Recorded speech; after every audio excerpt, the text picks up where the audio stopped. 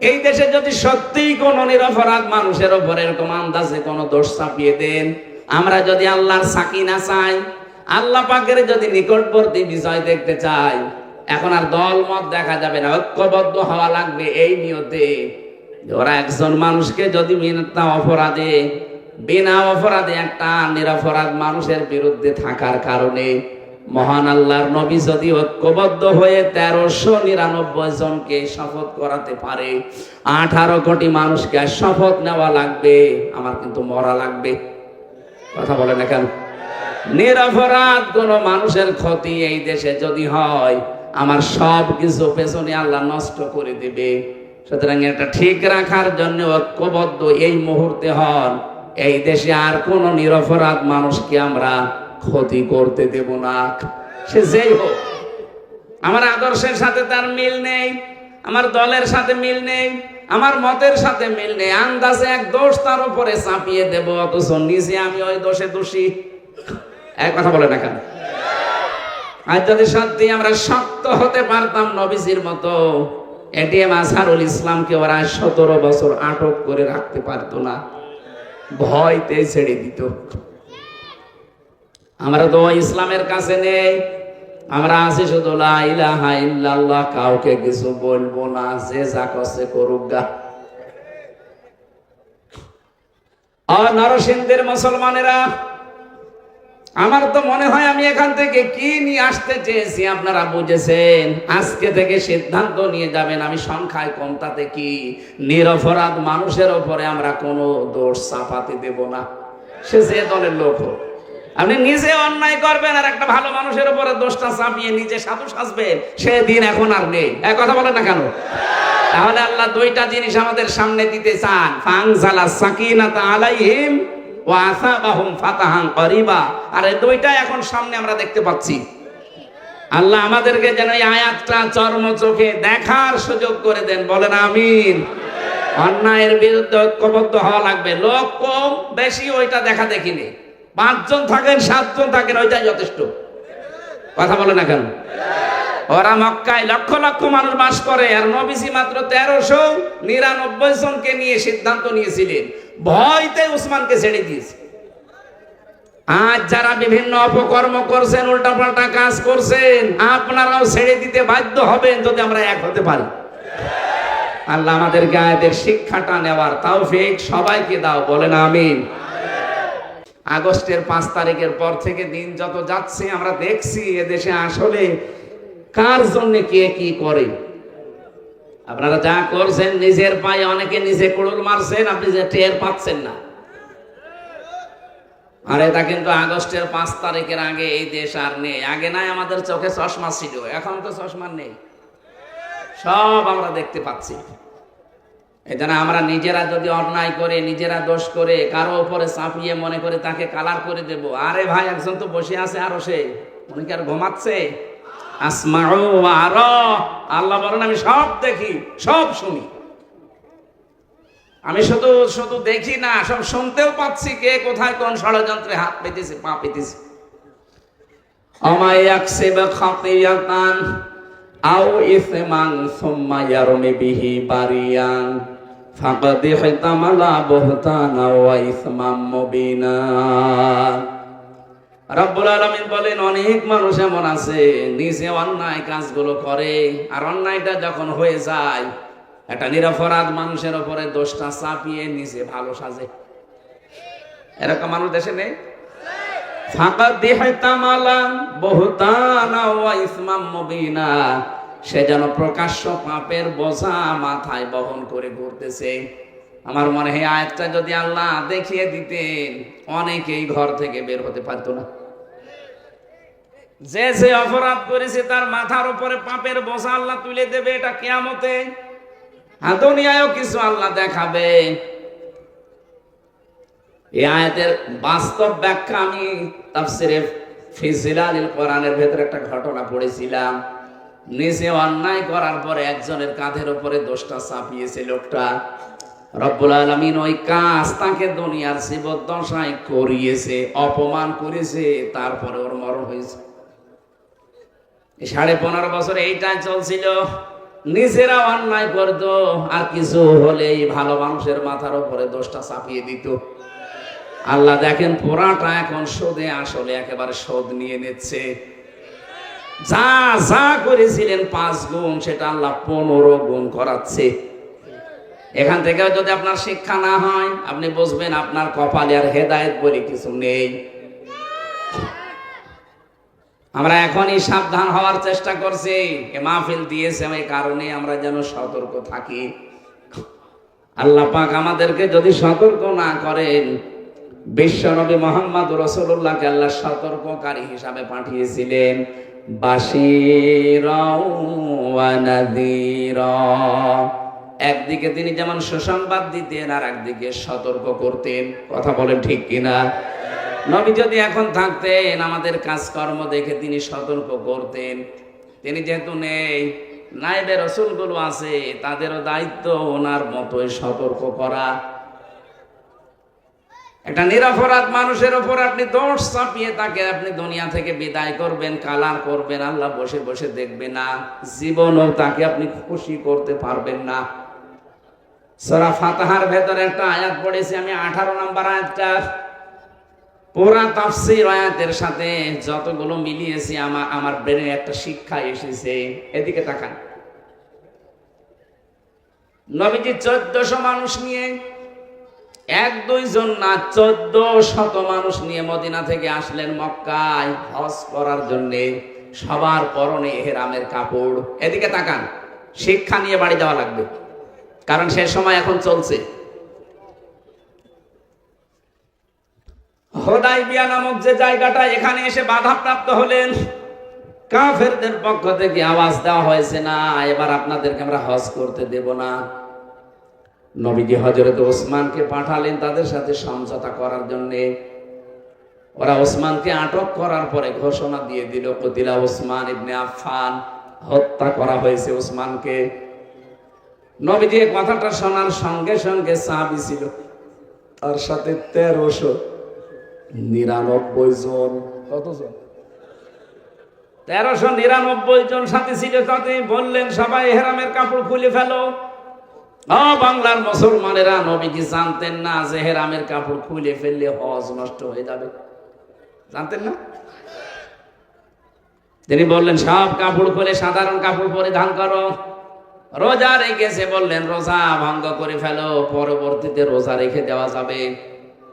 2টা ফরজ বিধান তিনি ছেড়ে দিলেন, হজ এবং রোজা। কথা বলেন না কেন? কি করার জন্য ছাড়লেন? আল্লাহর নবী ডাক দিয়ে বললেন, সাহাবীরা, এসে গাছটা দেখা যায়, এটা বাবলা গাছ। আমি হাত রাখলাম, আমার হাতের ওপরে তোমরা 1399 জন হাত দাও। ওরা বিনা কারণে একটা নিরপরাধ মানুষ ওদের কাছে পাঠালাম, আর ওরা ওদেরকে ধরার পরে মেরে ফেলেছে।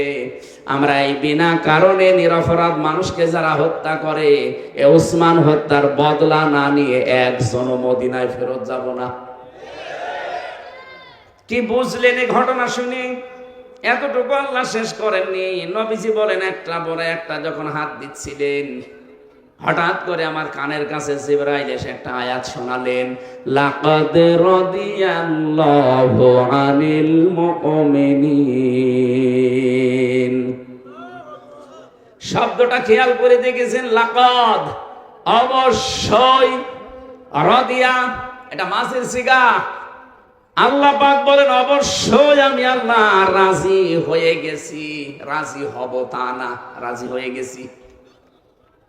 আমি আল্লাহ নিজে রাজি হয়ে গেছি। আলাল মুমিনিনা, এই মুমিনদের উপরে, ইযয়ুবাইউনাকা, যারা আপনার কাছে হাত দিয়ে এই বায়াত নিচ্ছে, এই শপথ পাঠ করছে, ফাআলিমা মা ফি কুলুবিহিম, তাদের মনের ভেতরে যেটা আছে এটা আমি আল্লাহ জানি। এটা কিন্তু লোক দেখানোর জন্য না, এরা মন থেকে এই বায়াত নিচ্ছে, এই শপথ পাঠ করছে। তাহতা শাজারাতি, এই গাছের নিচে। হে নবী, আপনি এদেরকে শুনিয়ে দেন, আপনাকে আমি জানিয়ে দিলাম যে আমি কিন্তু রাজি হয়ে গেছি। যারা মন থেকে এই শপথ বাক্য পাঠ করছে। এ পর্যন্ত ফালিমা মাফি কুলুবিহিম পর্যন্ত জিবরাইল বলে থেমে গেছে। এটা তাফসিরে, আধুনিক তাফসিরে দেখবেন এ পর্যন্ত বলার পরে ফেরেশতা থেমে গেছে, আর কথা বলে না। আয়াত তো শেষ হয়নি। যারা তাফসির বলছেন তাদেরকে বলছি, হযরতে জিবরাইল ফেরেশতা আয়াত নাযিল করেছেন যখনই, দুইটা জায়গায় আমি থেমে যেতে দেখেছি তাফসিরের ভেতরে। তার ভেতরে এটা একটা, আর সূরা তাওবার ৮০ নম্বর আয়াতের অর্ধেক নাযিল করার পরে তিনি থেমে গিয়েছিলেন। একটু ভালো করে বোঝেন, নবীজি ২২ জন সাহাবী নিয়ে যখন জানাজার নামাজ পড়তে যাচ্ছিলেন, আব্দুল্লাহ ইবনে উবাইয়ের সবাই দাঁড়িয়ে গেছে কাতার সোজা করে। জানাজা সামনে তৈরি হবে, নিজের জামা দিয়ে দিলেন নবীজি কাফন বানানোর জন্য, নিজে জানাজা পড়াবেন বলে দাঁড়িয়ে পড়লেন। হযরত ওমর নিষেধ করেছিল, তারপরও তিনি শোনেননি। জানাজা শুরু করবেন, হঠাৎ জিবরাইল এসে এই আয়াতের অর্ধেক নাযিল করেছিল, ইস্তাগফির লাহুম আও লা তাস্তাগফির লাহুম ইন তাস্তাগফির লাহুম ৭০ মাররাতান। এ পর্যন্ত বলার পরে জিবরাইল আর বলে না। এটা তাফসিরে হাক্কানিতে পাবেন। হযরতে জিবরাইল এসে শোনালেন, হে নবী, এই লোকটার জন্য আপনি ক্ষমা চান আর না চান সমান হবে।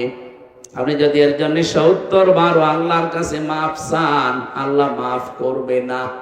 এ পর্যন্ত বলার পরে নবীজি বলেন, আমি মনে মনে সিদ্ধান্ত নিচ্ছিলাম যে ৭০ বার যদি আল্লাহ মাফ না করে, আমি এই লোকটার জন্য ৭১ বার মাফ চাবো। কতবার? আল্লাহ তার ৭১ বারের নাম দেয়নি, ৭০ মাররাতান পর্যন্ত দিয়েছে, যে ৭০ বার। এ পর্যন্ত বলে তিনি যখন সিদ্ধান্ত নিতে যাবেন, হঠাৎ করে ফেরেশতা জিবরাইল আয়াতের পরবর্তী অংশ তাকে শোনালেন, ফালাইয়াগফিরাল্লাহু লাহুম। ইয়াগফির মুসারে বর্তমান, ভবিষ্যৎ, প্রেজেন্ট, ফিউচার। এর আগে আছে লান, এর আগে আছে ফা। ফেরেশতা জিবরাইল বলে, হে নবী, আপনি কার জন্য ৭১ বার মাফ চাবেন বলে আপনি প্রস্তুতি নিচ্ছেন? এই লোকটার জন্য যদি আপনি ৭১ না, কিয়ামত পর্যন্ত এর জন্য মাফ চান, শুধু এর জন্য না, শেষে হোম আছে জমির, এটা বহুবচন, শুধু এর জন্য না, এরকম চরিত্র দুনিয়ায় যাদেরই আছে, কিয়ামত পর্যন্ত এরকম মানুষের জন্য কেউ যদি ক্ষমা চায়, কিয়ামত পর্যন্ত তাদের কোনো মাফ হচ্ছে না, হবেও না। অথচ লোকটা নবীজির পেছনে নামাজ পড়তো, নবীজির সাথে রোজা রাখতো, ইফতারি করতো, নবীজির সাথে হজ করেছে, ও নবীর মতো দাড়ি, টুপি, জুব্বা, খাবার খাওয়া সব ওকে ছিল। শুধু রাজনৈতিক জীবনে বিশ্ব নবীকেও মানত না, ওর নেতা ছিল আবু জেহেল। একটা মাত্র দোষের কারণে লোকটা মরে গেছে, মরেছে মুনাফিক হয়ে, তাও মুনাফিকের সর্দার হয়ে। আপনি কি এখান থেকে কি বুঝলেন? ফেরেশতা জিবরাইল এই জায়গায় অর্ধেক বলার পরে থেমে গিয়েছিলেন, পরবর্তীতে আরো কঠিন করে জানিয়েছেন। এই আয়াতটা, এই ফাআলিমা মাফি কুলুবিহিম, এ পর্যন্ত আমি রাজি হয়ে গেছি এই মুমিনদের উপরে। একজন না, আলাল মুমিনিনা বহুবচন দিয়েছেন এই কারণে, কারণ এখানে মানুষের সংখ্যা ১৩৯৯ জন। কত জন? ১৩৯৯ জনের উপরে আমি আল্লাহ রাজি হয়ে গেছি। ইদি বায়উনাকা, যারা আপনার কাছে বায়াত নিচ্ছে, তাহতা শাজারাতি, এই গাছের নিচে।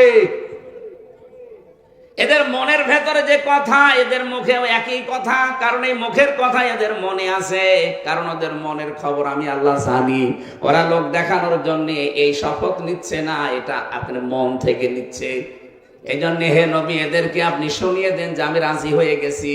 সঙ্গে সঙ্গে ফেরেশতা জিবরাইল এ পর্যন্ত বলার পরে থেমে যায়।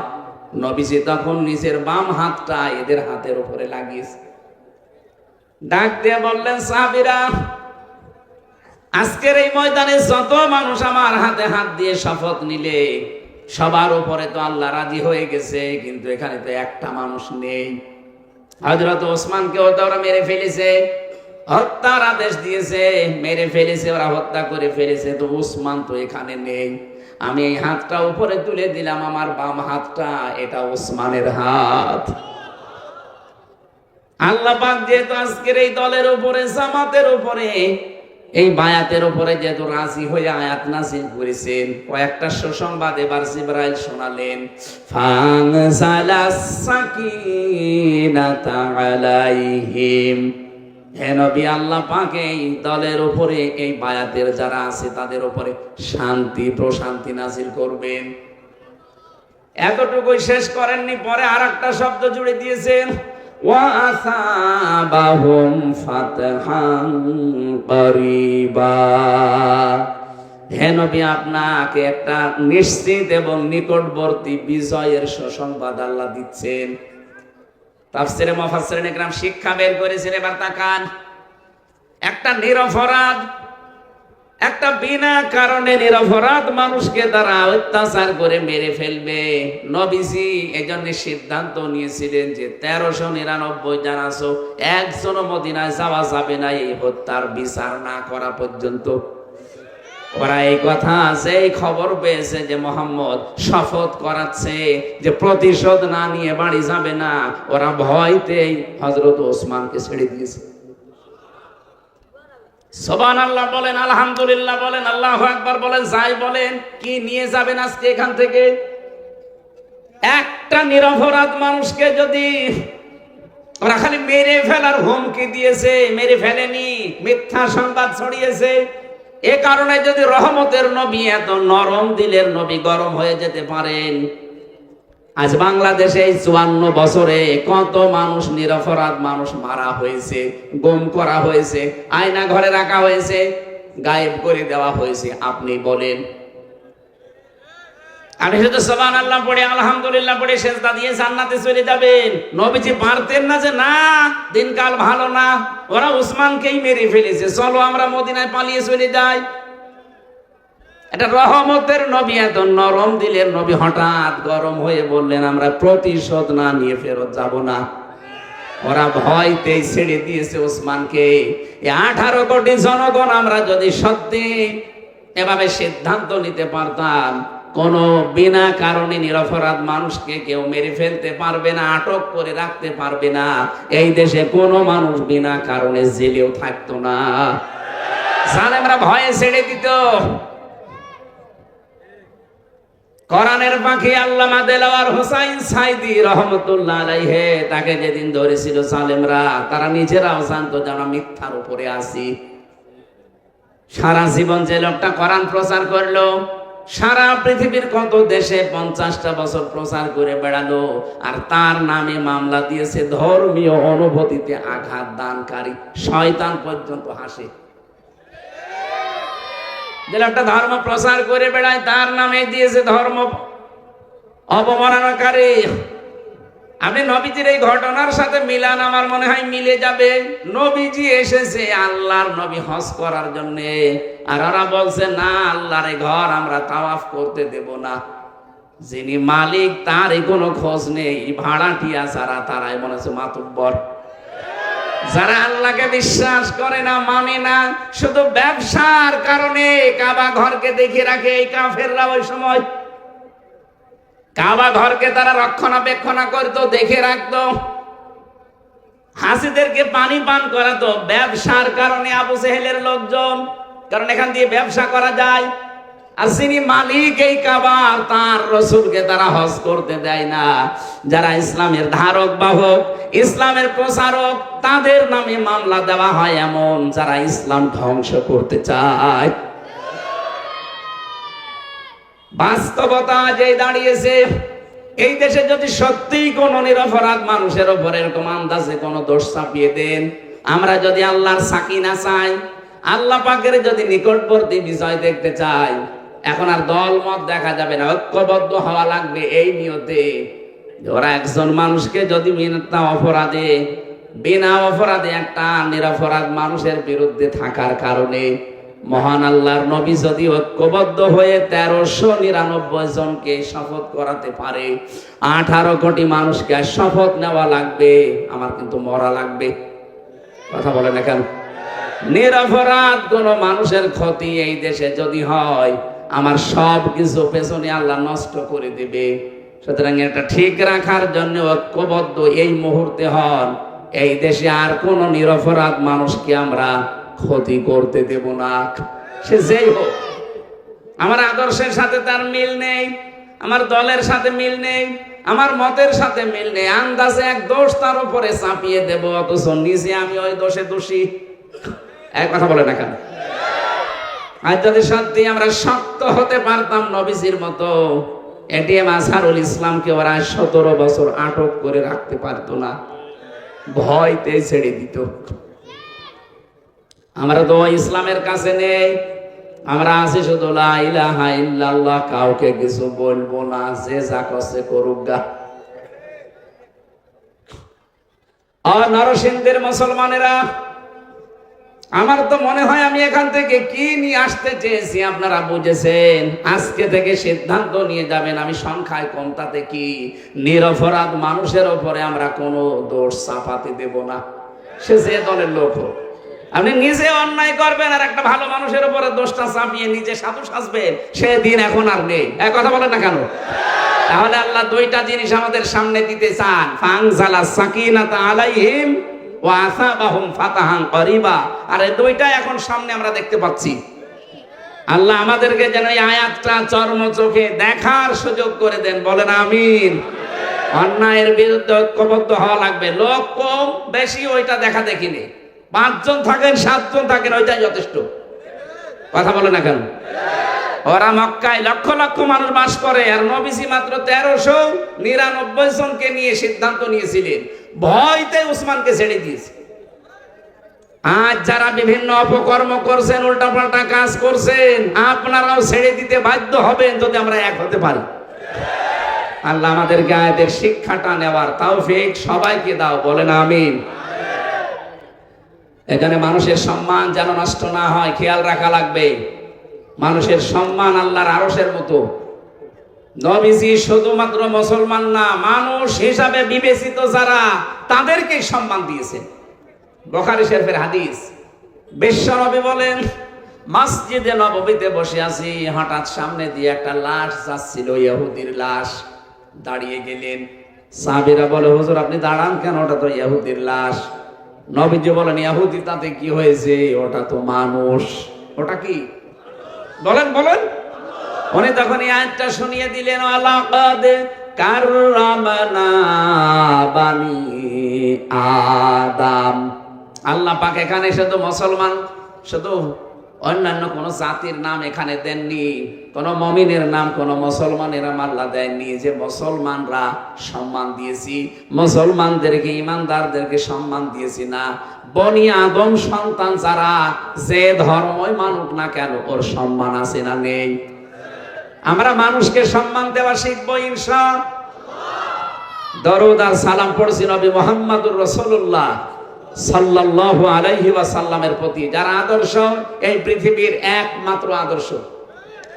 আজ যারা বিশ্ব নবীকে বাদ দিয়ে অন্য কারো আদর্শ মেনে চলেন, আপনি লিখে নিতে পারেন আপনি জাহান্নামী। আল আদাবুল মুফরাদে আছে 6 নাম্বার হাদিসে 3 নাম্বার পয়েন্টে পাবেন। যারা বিশ্ব নবীকে বাদ দিয়ে অন্য কাউকে আদর্শ মানেন, আমার কাটছাট কথা ভাই, আপনি মরে যাবেন, কোনো হিসাব লাগবে না, কোনো বিচারও লাগবে না, আপনার মরে গেলেই আপনি জাহান্নামী। আমরা যত বলেন আমি নামাজ পড়ি, রোজা রাখি, আমার বউ পর্দায় থাকে, কিসের বউ পর্দায় থাকে? হযরতে লূত আলাইহিস সালামের জামানায় লূত নবীর স্ত্রী শুধুমাত্র আল্লাহর বিরুদ্ধে একটা কাজ হতো, ওই জামানায় পুরুষে পুরুষে বিয়ে করত, মহিলাতে মহিলাতে বিয়ে করত। এই একটা গনায় সাফর দেওয়ার কারণে নবীর স্ত্রীকে আল্লাহ ছাড়েননি। কি আমি বানিয়ে বললাম?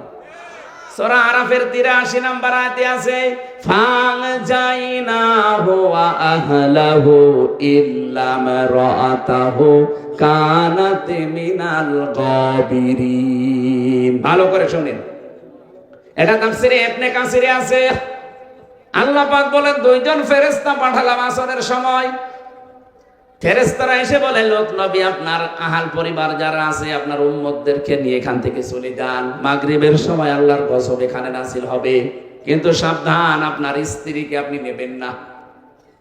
প্রশ্ন আসতে পারে, লূত নবীর স্ত্রীর চরিত্র খারাপ ছিল, এই দুইজন বললেন।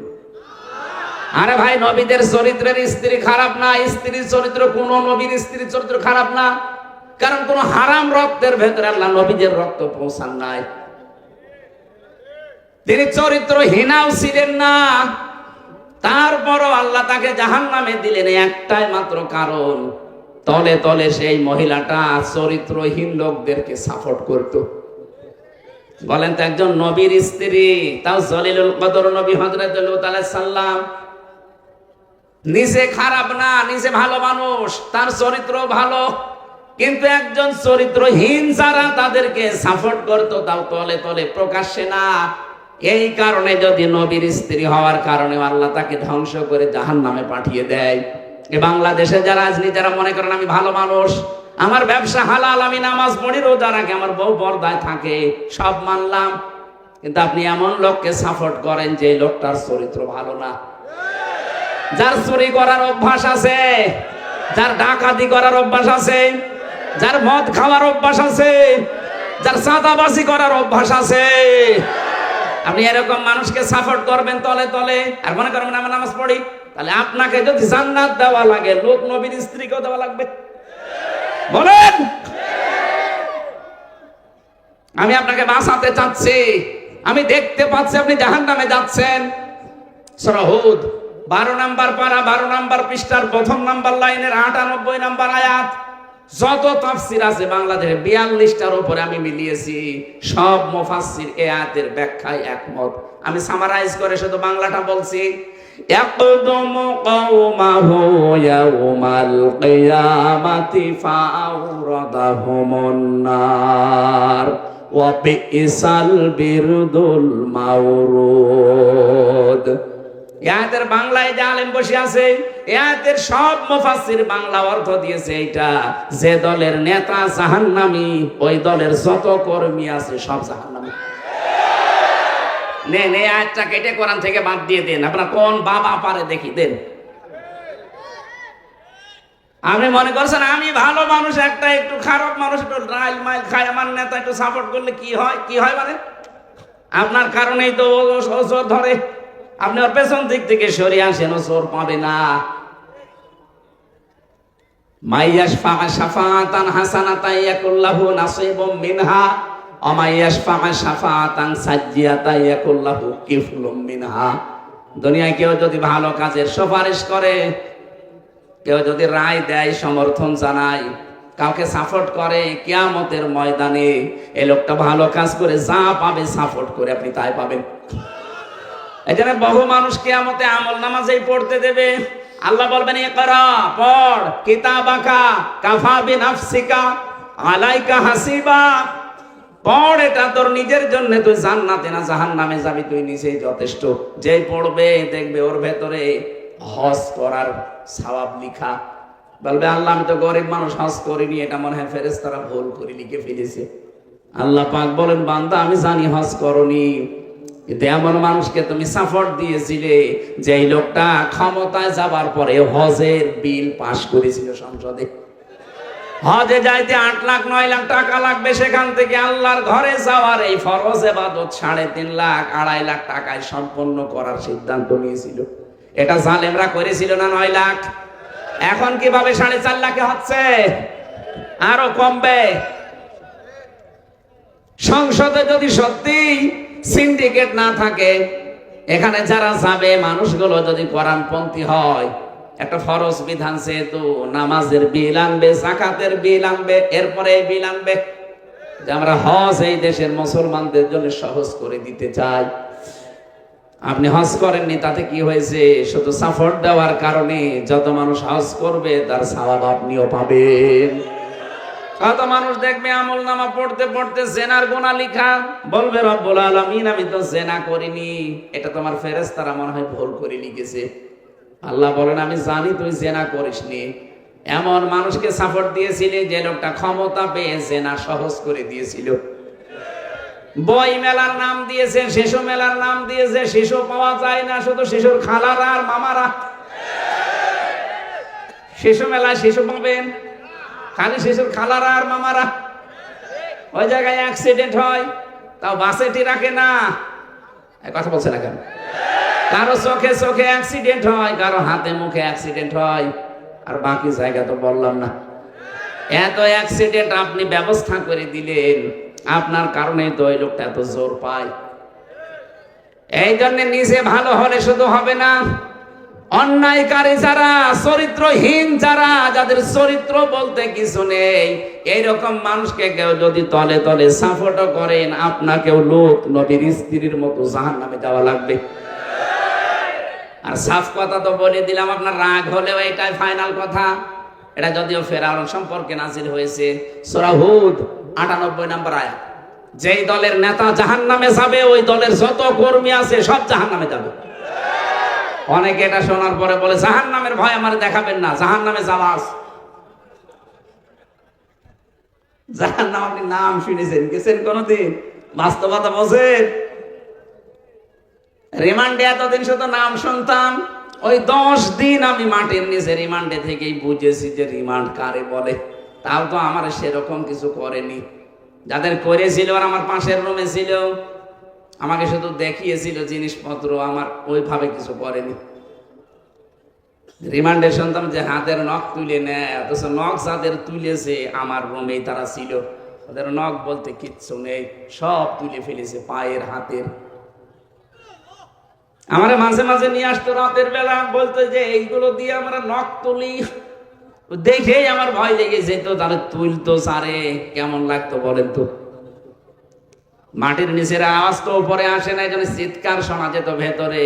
যখন নখ তুলতো তখন আমি চিৎকার শুনতাম, মারে বাবারে বলে চিৎকার দিচ্ছে, কিন্তু কিছুই করার নেই, শব্দ বাধা। একটা চেয়ারের সাথে এভাবে বসিয়ে দেয়, ফিতা লাগিয়ে দেয় হাতের সাথে, পায়ের সাথে, মাজার সাথে একটা বেল্ট দেয়, শুধু কারেন্টের সুইচ দেবে। আমার মনে হয় মিনিটে কয়েক হাজার বার ঘুরবে। আপনি চোখে মুখে অন্ধকার দেখবেন, সেই স্বাভাবিক হয়ে যাবেন, কি গো কি দেখলাম।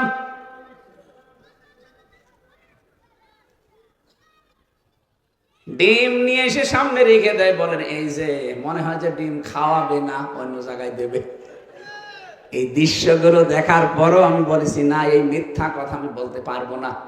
আমার 11টা না 12টা পয়েন্ট লিখে দিয়েছিল যে এইটা ম্যাজিস্ট্রেটের কাছে যে বলবেন, তাহলে আপনারা কালকে ছেড়ে দেব। কি কি আছে পড়ে দেখলাম, সব আকিস গ্রুপের বিরুদ্ধে। আমি আকিসে চাকরি করতাম, ওদের খতিব ছিলাম। ওদেরকে একটা বিপদে ফেলবে, এই কারণে ওদেরকে বিপদে ফেলবে মানে টাকা নেবে।